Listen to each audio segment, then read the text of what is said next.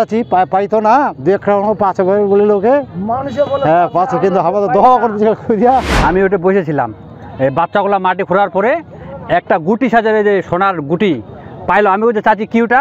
কত বাবা দেখতো, দেখলাম সোনা। তো আমরা আসলাম সোনা খুঁড়তে, তো আমার সামনেই অবশ্যই দুই একজন পাইছে আর কি। একজন আমার সামনে খুঁড়ছে, উনি তিনটা আমার মধ্যে সোনার মার্বেলগুলো পাইছে।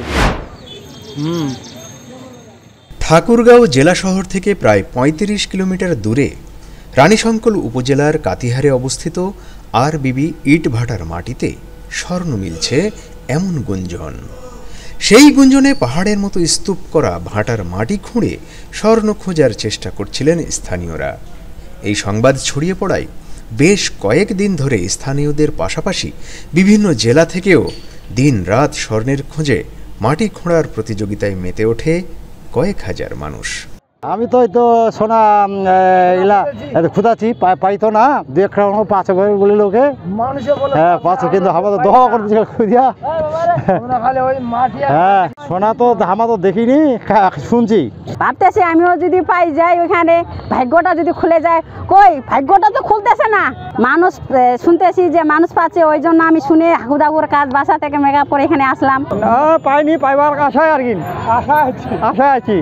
মানে মানুষ মাটি খুললেই বলে সোনা পাচ্ছে, সেটা আমি মানে আমার বন্ধুদেরকে শেয়ার করে আমরা প্রায় একটা টিম নিয়ে চলে আসছি, যেখানে আসলেই কি মাটি খুললে সোনা পাওয়া যায় নাকি। আমরা দুপুরের পর আসছি, দুপুরের পর থেকে আসে এখানে তেমন কিছুই আমরা মানে এই 3 জায়গায় গেলাম, কিন্তু কেউ পাইলো না। সোনার তো আসলে দেখি নাই, কেউ পাচ্ছে নাকি, আমরা দেখতেই আসলাম যে সোনা পাচ্ছে নাকি। ঠিক আছে, আমরা করি নাই, মানে হালকা পাতলা খুঁজতেছি আর কি, যদি পাই। কিন্তু শুনতেছি যে পাইছে, অনেকে মুক্তি পাইছে। অনেকে মিডিয়া ও ফেসবুকে দেখে পরিবার নিয়ে ছুটে এসেছেন স্বর্ণ উদ্ধারের দৃশ্য দেখতে। তাদের বক্তব্য হলো, বিষয়টি গুজব হলে বা সোনা পাওয়া না গেলে এখানে এত মানুষ কেন আসবে? দিনের পর দিন কেন মাটি খনন করবে? কাতেরা হাট আসছিলাম, কাতের হাটে সেসব বিক্রি করে গেলে তারপরে এখানে আসলাম, দেখছি যে মানে সোনাকুড়া হয়ে হুল্লোর, এই সোনাকুড়া হয়ে হুল্লোর। তো এখানে এসে দেখলাম যে অনেক কেউ আসলে অবশ্যই কেউ পাচ্ছে সোনা, আর তা না হলে তো এত মানুষ আসতো না। এখানে বিভিন্ন জায়গা থেকে বহু দূর দূরান্ত থেকে লোকজন আসতেছে, সেই লোকজনকে দেখার জন্য, লোকজন সত্যি সোনা পাচ্ছে কিনা সেটা দেখার জন্য আমি এখানে আসি। আমিও আমার লোক সামনে নাই, আমি দেখতে এসে আমার বাড়িগুলিকে নিয়ে এসে আমার মেয়েকে নিয়ে আসি। এই আমার মেয়ে, তো দেখতেছি যে কেউ কেউ বলতেছে পাচ্ছে, আবার আমি নিজে দেখি নাই। আমি গত বৃহস্পতিবার আবার এক ফ্রেন্ডের মাধ্যমে শুনতে পেলাম, তাকে কে রাত 2টার দিকে ফোন দিছে যে এখানে মানুষ সোনা পাচ্ছে। ইট ভাটার এখানে আপনার বিভিন্ন জায়গা থেকে মাটি নিয়ে আসা হয়েছে, এবং তখন মানে ওর কাছ থেকে শুনলাম, এবং লাগাতার কয়েকদিন ধরে শুনতেছি যে এখানে পাচ্ছে মানুষ স্বর্ণ বা এই ধরনের কিছু। আমি আজকে এখানে আসলাম জাস্ট দেখতে। ইট ভাটার মধ্যে স্বর্ণ পাওয়া যাচ্ছে, মানে জাস্ট ফেসবুকের মধ্যে দেখলাম, টেলিভিশনে দেখলাম যে শত শত লোক এখানে স্বর্ণর খোঁজে মাটি খুঁড়তেছে। শুনলাম স্থানীয় লোকদের মাঝে শুনলাম কেউ পাচ্ছে কেউ পাচ্ছে না। আরও শুনলাম যে রাত্রে অনেক প্রচুর লোক হয়। রাত্রে বলার মতো অবস্থা না, রাত প্রায় 10টার পর থেকে শুরু করে রাত ভোর 4টা পর্যন্ত প্রায় 2 থেকে 2.5 লক্ষ লোক হয়। 3টা ভাটা আছে, 3টা পার আছে, 3টা পারে মোটামুটি 3 লক্ষ লোক হয়।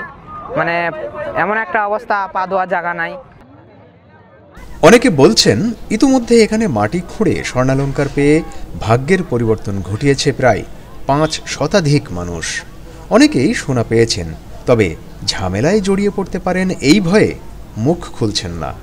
অনেকে আবার মাস দেড়েক ধরে রাত ভর মাটি খুঁড়ে কিছুই পাননি, কিন্তু তারা অন্যদের স্বর্ণ পেতে দেখেছেন। আমি ওটা বসেছিলাম এই বাচ্চাগুলো মাটি খোঁড়ার পরে একটা গুটি সাজাবে যে সোনার গুটি পাইলো। আমি বলছি চাচি কি ওটা? কত বাবা দেখতো, দেখলাম সোনা।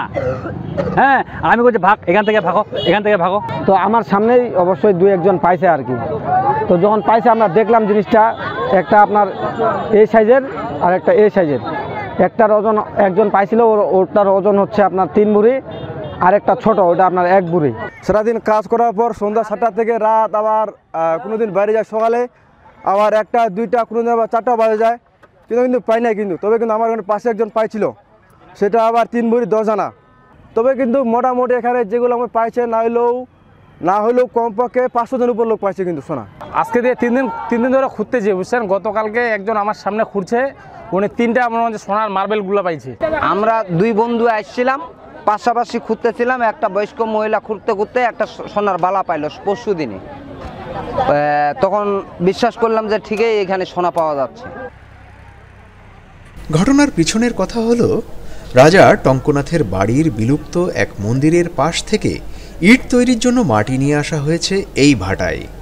তখনকার জমিদার ও ধনী ব্যক্তিরা মন্দিরে সোনা রূপা দান করতেন। কালের আবর্তে মন্দিরটি ধ্বংসপ্রাপ্ত হয়ে মাটির নিচে চাপা পড়ে যায়। সেই মাটির সাথেই স্বর্ণালঙ্কার উঠে আসতে পারে বলে ধারণা স্থানীয়দের।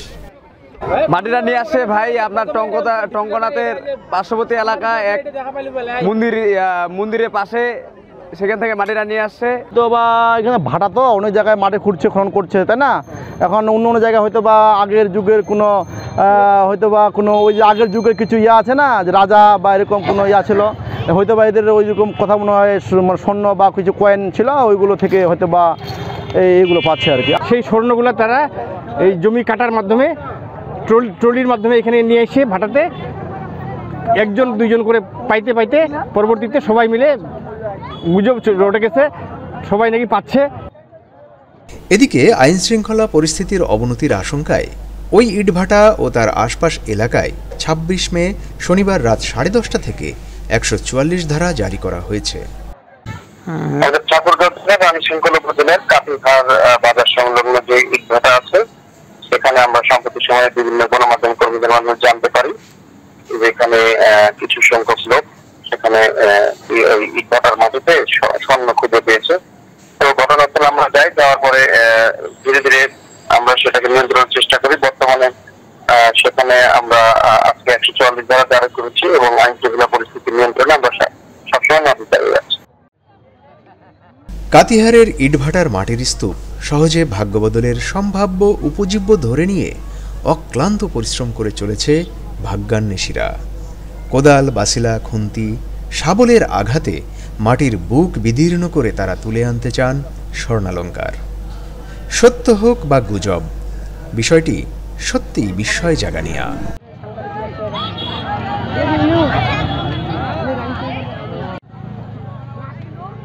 ঠাকুরগাঁও থেকে মঈনুদ্দিন তালুকদার হিমেলের পাঠানো তথ্য ও ভিডিও নিয়ে রিপোর্ট risingBD.com।